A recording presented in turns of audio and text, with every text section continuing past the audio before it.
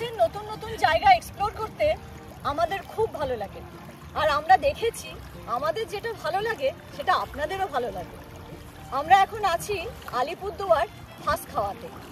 অপূর্ব সুন্দর landscape, river বেডের ওপর দাঁড়িয়ে আছি। বৃষ্টি যখন খুব বেশি হয় তখন এটা পুরোটাই কিন্তু জলে ভর্তি হয়ে যায়। আপাতত খুব সরু ধারায় জল বইছে, আর এই যে দেখুন পেছনে পাহাড়।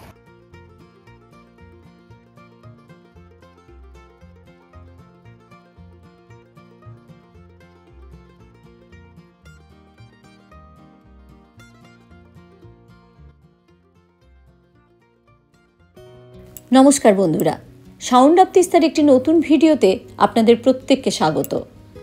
আমরা আজ আপনাদের নিয়ে যাব আলিপুরদুয়ার জেলার এক স্বল্প চেনা গ্রামে, যে গ্রামে মাত্র কয়েকটি পরিবারের বসবাস।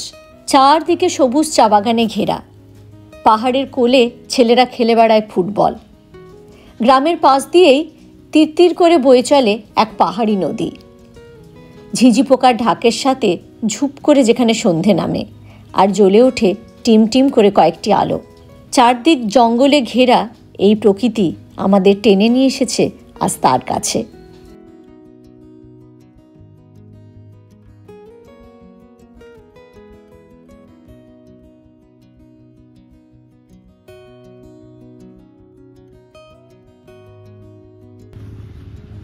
আমাদের খুব ইচ্ছে ছিল যে আপনাদেরকে ডুয়ার্সের একটা বেশ অফবিট একটা টি রিসর্টে নিয়ে যাওয়ার।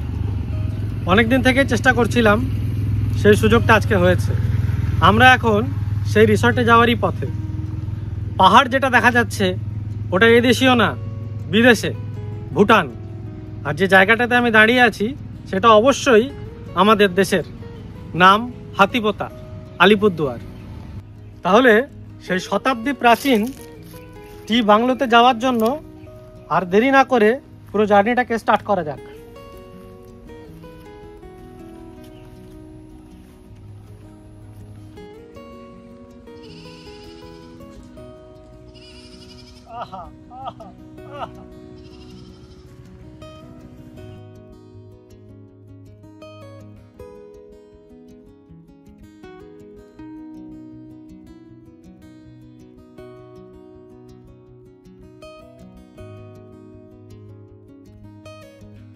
আলিপুরদুয়ার থেকে শামুকতলা, হাতিপোতা পেরিয়ে আমরা এখন চলেছি চুনিয়াঝোড়া চা বাগানের দিকে, আর পথেই পড়ল হাঁসখাওয়া নদী।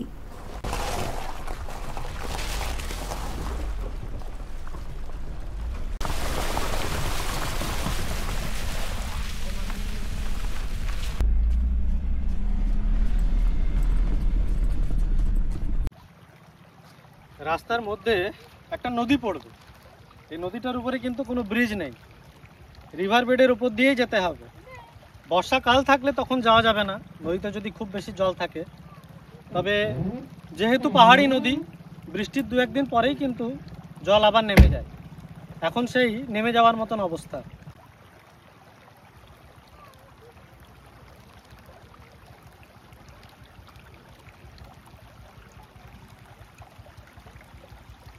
বর্ষাকালে যদি রিভারে খুব বেশি জল থাকে তাহলে এই রিভার বেডটা অ্যাভয়েড করে অন্য রাস্তা দিয়েও কিন্তু যেতে পারেন। সেরকম রাস্তাও আছে, সে রাস্তার খোঁজও আপনাদেরকে দিয়ে দেবো। কিন্তু রাস্তাটা যদি এরকম হয় তাহলে ব্যাপারটা বেশ ইন্টারেস্টিং হয়, সেটা আমাদের কাছেও এবং আমাদের আশা আপনাদের কাছেও।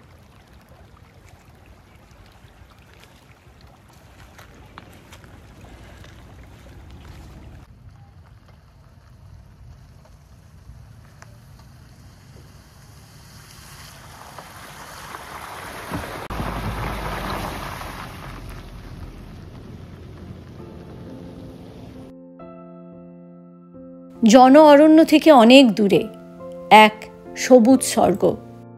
ডুয়ার্সের মায়া কাটানো সত্যিই বড় কঠিন।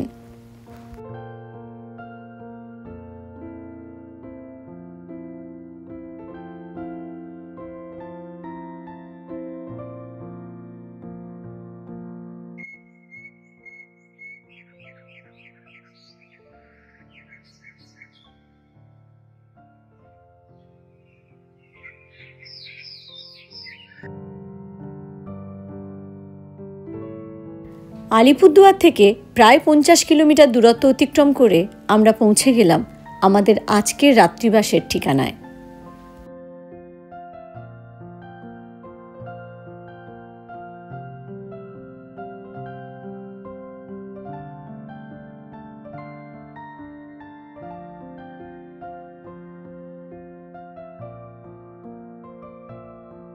কিছু কিছু জায়গার সৌন্দর্য ব্যাখ্যা করার জন্য শব্দভাণ্ডারে শব্দের অভাব ঘটে। এমনই এক জায়গায় আমরা এসে পৌঁছেছি।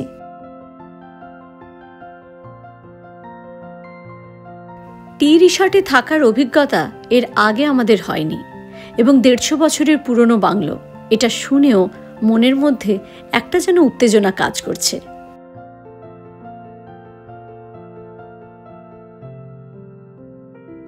সবুজ প্রকৃতির মাঝে দাঁড়িয়ে আছে প্রায় 150 বছরের পুরনো এই চা বাংলোটি।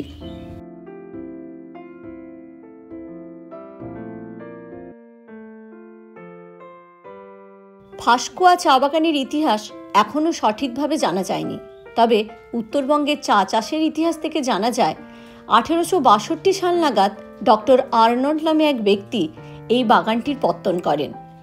এই বাংলোটি তারই পরে কোনো এক বছর তৈরি হয়েছে হয়তো।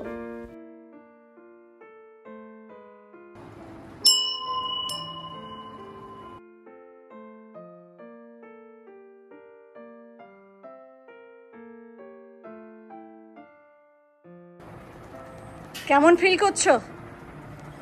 এখন টাইম ট্রাভেল করে অনেক দূর পৌঁছে গেছে, একবারে ব্রিটিশ পিরিয়ডে। ভারতবর্ষ স্বাধীন হয়নি এখন।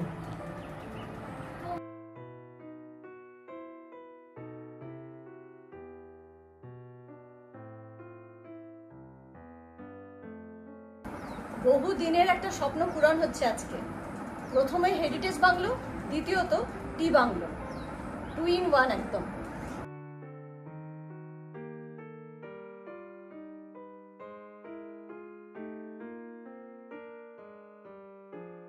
ঢুকেই মনে হলো একদম ব্রিটিশ পিরিয়ডে চলে এসেছি। ফ্যাশন বহির্ভূত স্টাইল প্রত্যেকটি কর্নারে। এখানকার অনেক জিনিসপত্রই 100-150 বছরের পুরনো।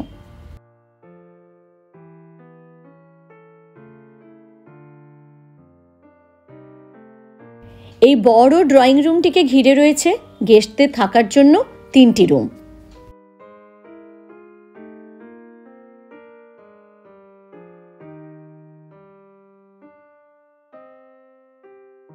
এই হলো আমাদের রুম। সাইজ মোটামুটি একটা ব্যাডমিন্টন কোর্টের মতোই, বেশ বড়।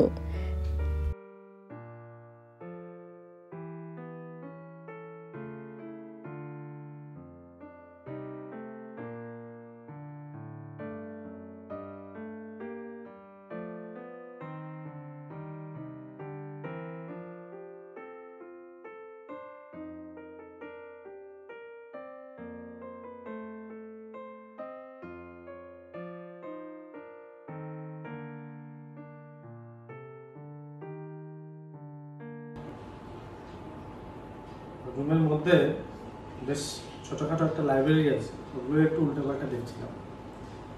যে জায়গাটাতে আছি সেটার অফিসিয়াল নাম হলো ফাঁসকোয়া টি বাংলো বা টি রিসর্ট। হাতিপোতার থেকে মোটামুটি 5 কিলোমিটার মতন ডিস্টেন্স। যে এই যে জায়গাটা, এই যে পুরো বিল্ডিংটা আপনারা দেখছেন, এই বিল্ডিংটা ব্রিটিশদের দ্বারা বানানো হয়েছিল। বয়স তো মোটামুটি লোকাল এখানে যারা বলছেন তারা তো প্রায় 150 বছরের উপরে বলছেন। আর রাস্তাটা, যেখানে যে রাস্তা দিয়ে আমরা এই জায়গাতে আসছি, সে রাস্তাটা যথেষ্ট সুন্দর, যথেষ্ট সুন্দর।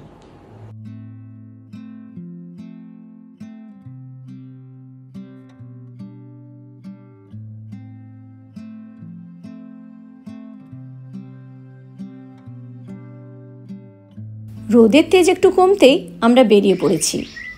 এই রকম জায়গায় এসে ঘরে কতক্ষণ বসে থাকা যায় বলুন তো?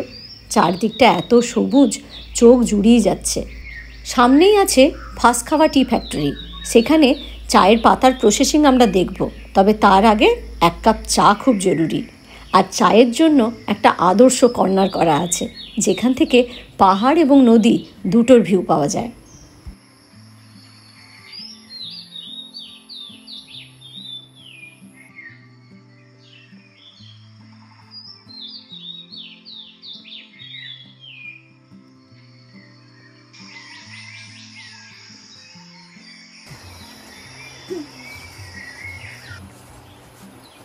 প্রপার্টির এই যে টি কর্নারটা আছে, এখান থেকে দেখা যায় পাহাড়, আর ঠিক তার নিচে দিয়ে বয়ে চলেছে ফাঁসখাওয়া নদী। এগুলো সবই বৃষ্টির জলেই পুষ্ট।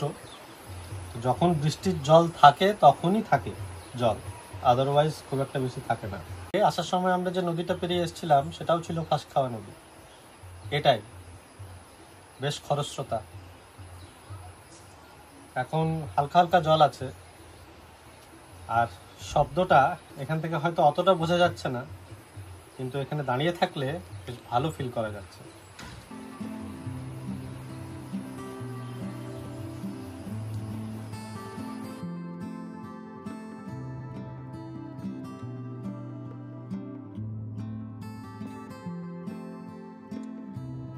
চলে এসেছে আমাদের চাটা কেমন তার থেকেও বড় কথা যে জায়গাটায় বসে আমরা চাটা খাচ্ছি। জায়গাটা সত্যিই অপূর্ব।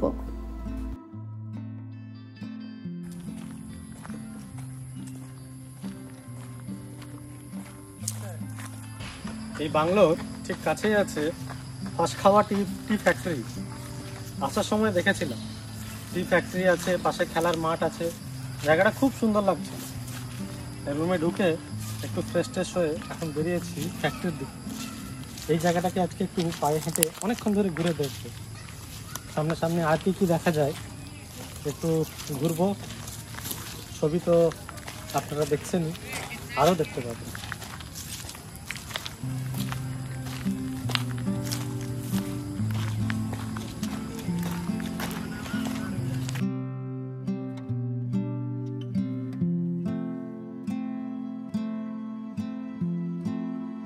মাঠে চলছে জোর কদমে ফুটবল ম্যাচ। এমন ছোট্ট ছোট্ট জায়গাগুলো থেকেই ইন্ডিয়ান টিমের ফুটবল তারকারা উঠে আসে।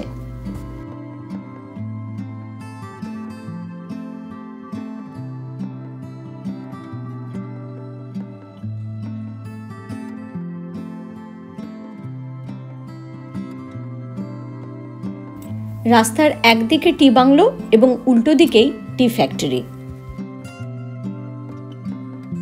টি বাংলোতে থাকলে টি ফ্যাক্টরিটা পুরো ঘুরে দেখার সুযোগ পাওয়া যায়। দাদা এসছেন আমাদের গাইড করে দেবেন।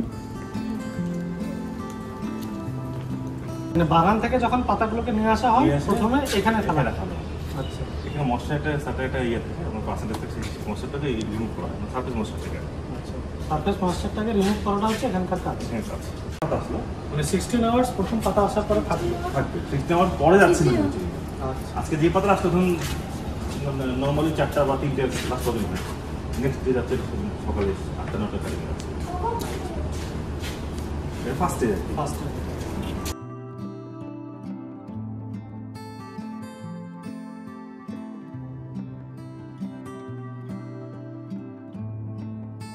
আমরা চলে এসেছি ফ্যাক্টরির মেন ইউনিটে।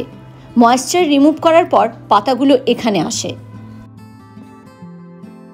রোলিং পদ্ধতির মাধ্যমে চা পাতাগুলোকে ভেঙে ফেলা হয় এবং তার এনজাইমগুলোকে সক্রিয় করা হয়।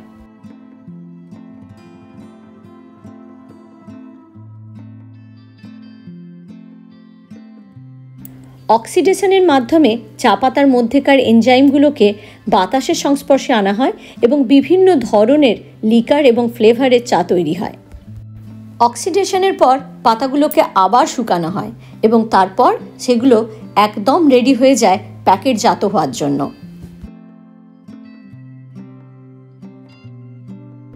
এই মেশিনটার বিভিন্ন জায়গা থেকে বিভিন্ন ধরনের চা পাতা তৈরি হচ্ছে। কোনোটা লিকার, কোনোটা ফ্লেভার, কোনোটা হার্ব ডাস্ট, কোনোটা আবার পাতা চা।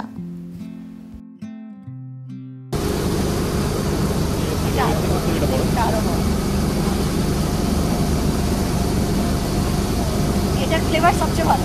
এটা ফ্লেভার হবে মানে কিছু জায়গায় যারা এই বেসিক্যালি এই সাউথ ইন্ডিয়া ফুড খাবে, আমাদের এদিকে আমরা লিকার আমাদের খারাপ চা না বাঙালি বেসিক্যালি। প্রসেসিং হওয়া চা পাতাগুলো প্যাকেটজাত হওয়ার আগে চলে যায় টেস্টিংয়ের জন্য। বিভিন্ন গ্রেনের চা পাতা আগে চা তৈরি করে টেস্ট হয়, তারপরে সেটা প্যাকেটজাত হয়।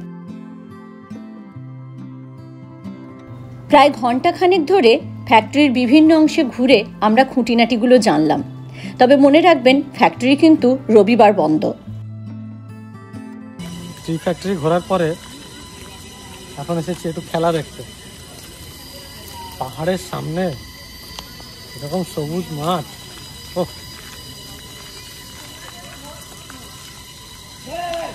গোলকিপার বল না দেখে পাহাড়ের দিকে তাকিয়ে বসে থাকলেই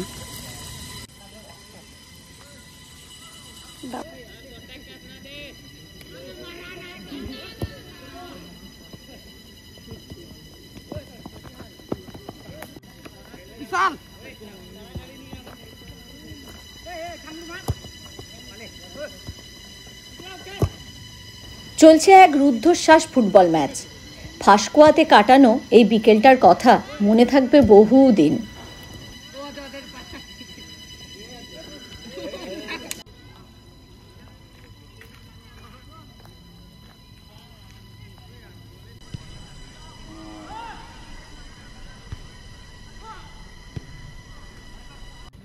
বাংলোর কেয়ারটেকার ভাই চলেছেন বাজার করতে আজকের রাত্রে রান্নার জন্য।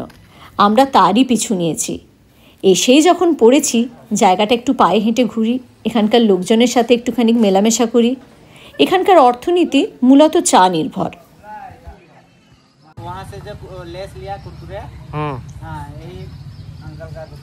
वो अंकल का घर है।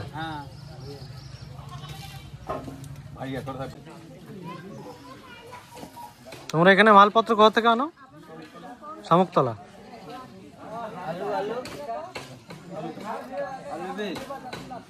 আলু কত করে? 20 লালটা।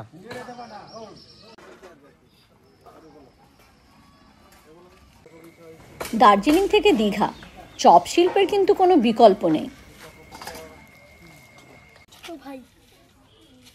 ছোট বন্টু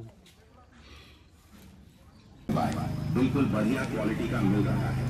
सभी प्रकार के मोबाइल एक्सेसरीज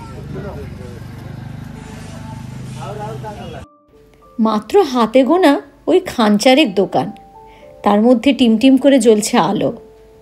চারিদিকে ডাকছে ঝিঁঝি পোকা, আর সেই ঝিঁঝির ডাককে সাথে করেই আমরা এসে পৌঁছলাম বাংলোতে।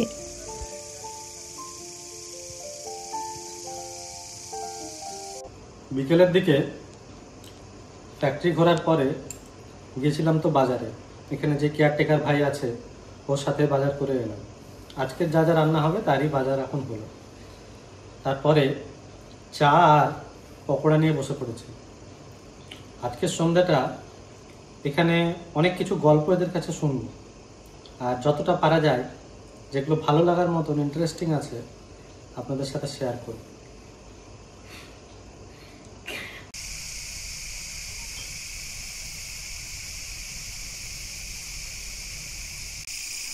এমন অলস সন্ধে খুব একটা বেশি পাওয়া যায় না, তাই আমরাও বেশ কিছুক্ষণ জমিয়ে আড্ডা দিলাম। পরবর্তী প্ল্যানগুলো কি কি হতে পারে সেইগুলো নিয়েই আলোচনা। ডিনারের সময় প্রায় হয়েই এলো। চলুন এখানে আরও যে দুটো রুম আছে আপনাদের একবার ঘুরিয়ে দেখাই। এই যে রুমটা দেখছেন, এটা একটি 4 বেডেড এসি রুম।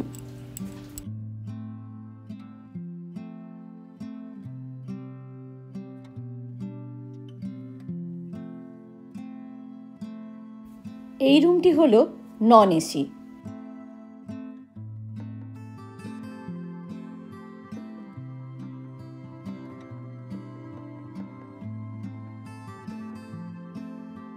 এখন সময় ডিনারের।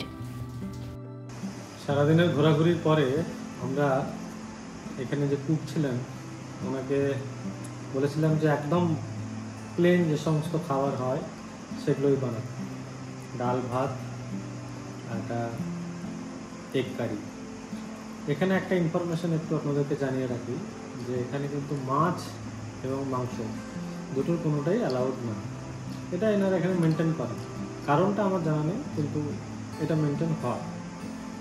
যা ডিম অ্যালাউ, ডিম হয়। আর সিম্পল খাবার আজকে এই দিয়েই এই জায়গাতে আজকের রাত্রিটা এখানে শেষ হয়। তারপরে কালকে আবার আমাদের আরেকটা এক্সাইটিং জার্নি আছে, দেখতে থাকুন।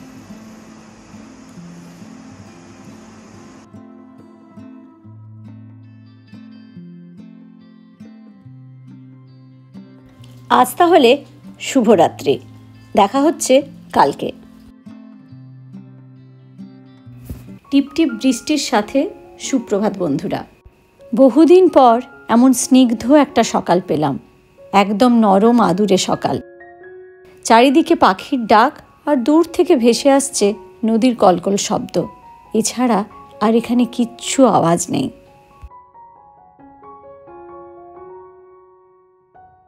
কাঞ্চন গাছটা ভরে উঠেছে ফুলে, এত অপূর্ব লাগছে দেখতে। আমরা বহুক্ষণ ধরে কাঞ্চনতলার ওই চায়ের ঠেকে আড্ডা মারলাম।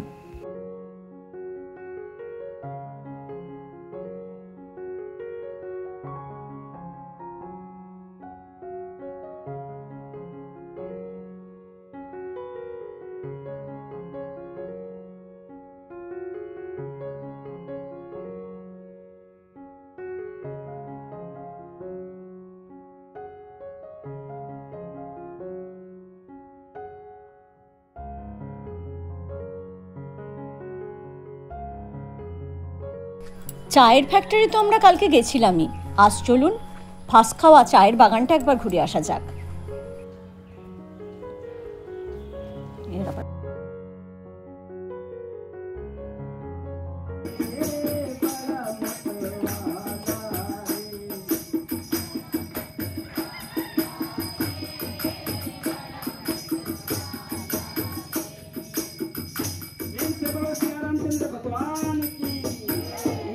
महादेव की, गुरुजी महाराज की, आज की सत्संग की, भारत माता की, भक्तर भगवान की।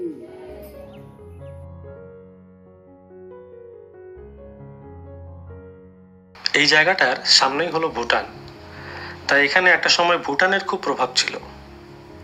তারপর এলো কামতাপুর, জায়গাটা কামতাপুরের অধীনে গেল। সেখান থেকে হাত বদল হয়ে কোচবিহারের কোচ রাজাদের হাতে, আর সর্বশেষে ব্রিটিশ শাসন।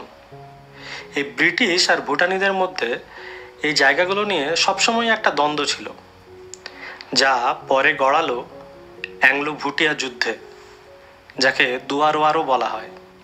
1865 হয়েছিল এই দুয়ার ওয়ার। বেকায়দায় পড়ে ব্রিটিশরা ভুটানিদের সাথে একটা চুক্তি করতে বাধ্য হয়, যার নাম সিনচুলা চুক্তি। এই চুক্তিতে একটা গুরুত্বপূর্ণ ভূমিকা নেন কর্নেল হেদায়েত আলী খান। তার নাম অনুসারেই এই জায়গার নাম হয় আলিপুর।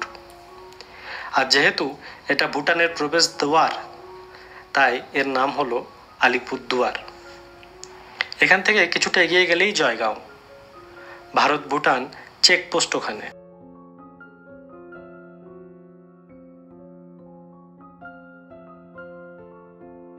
চলে যাচ্ছে ফাঁসকুয়া চায়ের বাংলো, এবং এই সোজা রাস্তাটা ধরে গেলে পড়বে জয়ন্তী।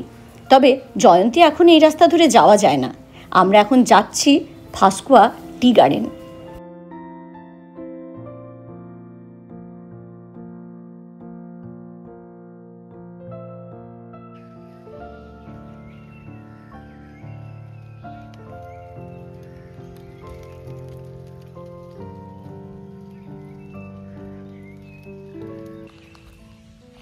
এই যে পুরো টি এস্টেটটা দেখা যাচ্ছে, এই পুরোটাই হলো ফাঁসখাওয়া টি এস্টেট। এই জায়গায় থাকলে আপনি একটা কোয়ালিটি লেজার টাইম কাটাতে পারবেন।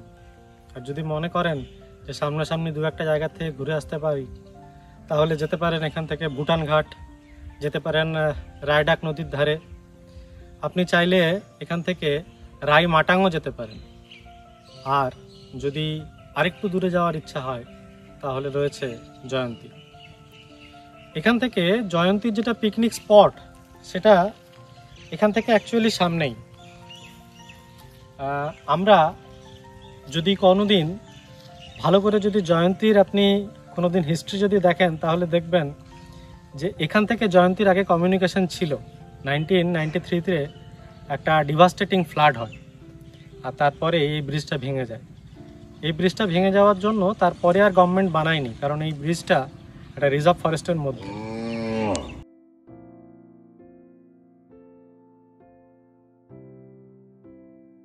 এই যে রাস্তাটা দেখা যাচ্ছে, এই রাস্তা দিয়ে যাওয়া যেত জয়ন্তী স্টেশন। রেলওয়ে স্টেশন, যেটা ব্রিটিশদের বানানো। এখন যেহেতু এটা রিজার্ভ ফরেস্টের মধ্যে, তাই এটা এখন আর অ্যালাউড না, এখন আর যাওয়া যায় না। রাস্তাটুকু দেখুন, চারিদিকে যে সবুজের সমারোহ, দেখে সত্যিই বোঝা যায় যে আস্তে আস্তে আমরা অনেকটা রিজার্ভ ফরেস্টের কাছাকাছি পৌঁছে গেছি।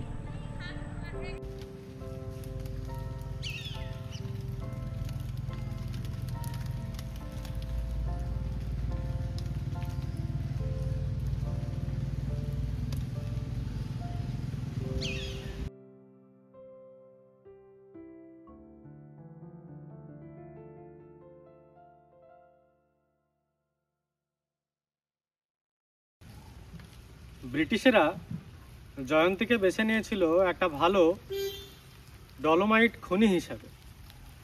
ওই ডলোমাইটকে নিয়ে আসার জন্যই তারা স্থাপন করেছিল ওখানে রেল লাইন। কিন্তু যেহেতু ওটা রিজার্ভ ফরেস্টের মধ্যে, তাই আফটার ইন্ডিপেন্ডেন্স গভর্নমেন্ট অ্যালাউ করেনি। আর আপনারা যদি কখনো জয়ন্তী যান, তাহলে সেই ভাঙা রেলের ব্রিজ এখনও দেখতে পাবেন। সেই রেল কমিউনিকেশন কিন্তু বানানো হয়েছিল প্রধানত এই ডলোমাইটকে নিয়ে আসার জন্য, প্যাসেঞ্জার কমিউনিকেশনের জন্য কিন্তু নয়।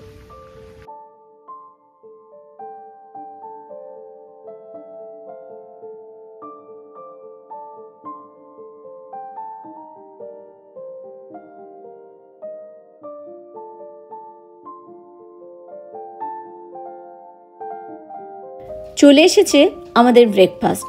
ওনাদের বললে ওনারা মোটামুটি আপনাদের পছন্দ মতো খাবার বানিয়ে দেবেন। আজকে একটা কোনো তাড়া নেই, এরকম একটা সকাল। আস্তে আস্তে ধীরে সুস্থে ঘুম থেকে ওঠো, সামনাসামনি একটুখানি হাঁটাহাঁটি করে ঘুরে এসো। সামনে একটা যে খেলার মাঠ আছে, সেখানে খানিকক্ষণ ঘুরে এলাম। সুন্দর একটা মন্দির আছে, সেই মন্দিরে নাম কীর্তন হচ্ছিল, সেটা একটু শুনে এলাম। আর তারপরে বসলাম ব্রেকফাস্টে।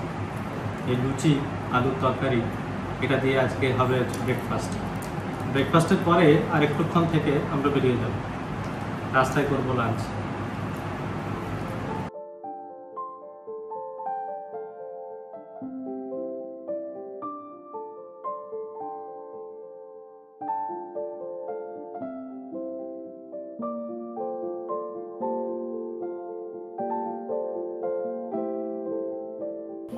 এখানে রুম আছে টোটাল 3টে, প্রত্যেকটাই 4 বেডেড। 2টো রুম এসি, একটা নন এসি। ভাড়া পড়বে 6,500 টাকা থেকে 7,500 টাকার মধ্যে। আলিপুরদুয়ার থেকে এখানে আসতে গেলে আপনাদের গাড়ি নিয়ে আসতে হবে। এছাড়া আপনারা নিজেদের গাড়িতে যদি আসছেন, দূরত্ব হচ্ছে 49 কিলোমিটার। সময় লাগবে মোটামুটি 1.5 ঘন্টা মতো আলিপুরদুয়ার রেলওয়ে স্টেশন থেকে। আর আমরা দুঃখিত, এখানে কাছাকাছি কোনো থাকার জায়গার আমরা সন্ধান দিতে পারলাম না, কারণ এই অঞ্চলে থাকার জায়গা শুধুমাত্র এইটি। তবে এখানে থাকলে যে এক্সপিরিয়েন্সটা আপনাদের হবে, সেটা কিন্তু অতুলনীয়। সামনে পাহাড়, নিচ দিয়ে বইছে নদী, আর সবচেয়ে বড় কথা, জায়গাটা একদম নিরিবিলি। আমরা আজকে যে ছিলাম, এখানে কিন্তু কেউ নেই, আমরা একাই আছি শুধুমাত্র।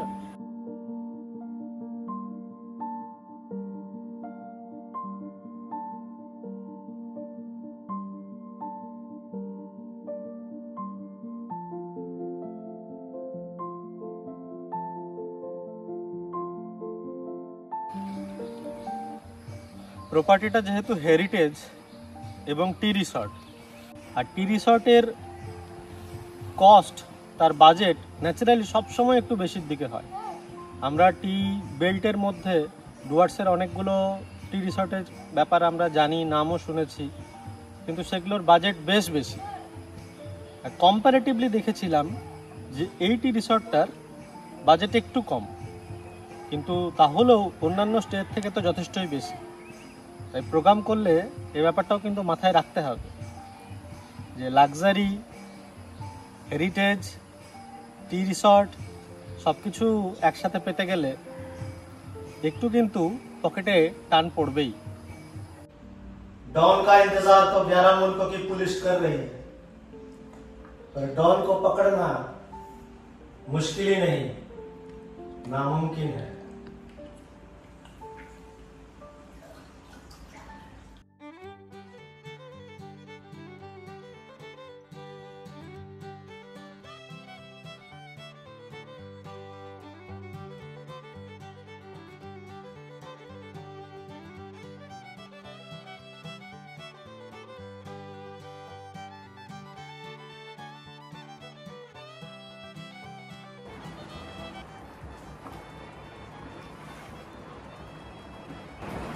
থাকলো একটা গুড মেমোরি।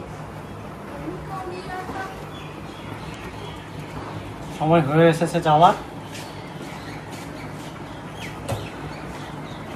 চারিদিকে এত সবুজ ছেড়ে সত্যি যেতে ইচ্ছে করে না।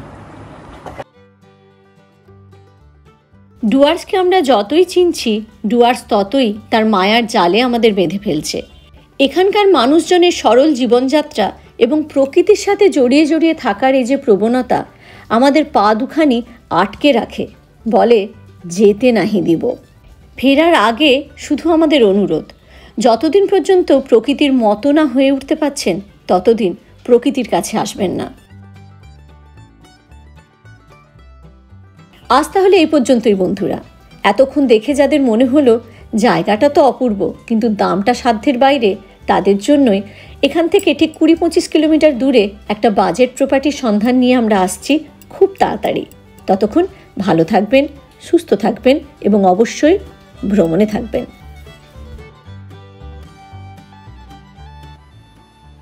কেমন লাগছে আমাদের ভিডিওগুলো কমেন্ট করে জানান আমাদেরকে। আমাদের ভিডিওগুলো যদি আপনাদের ভালো লেগে থাকে তাহলে আপনাদের বন্ধুদের সাথে শেয়ার করুন। আর সাবস্ক্রাইব করতে ভুলবেন না আমাদের চ্যানেল সাউন্ড অফ তিস্তা।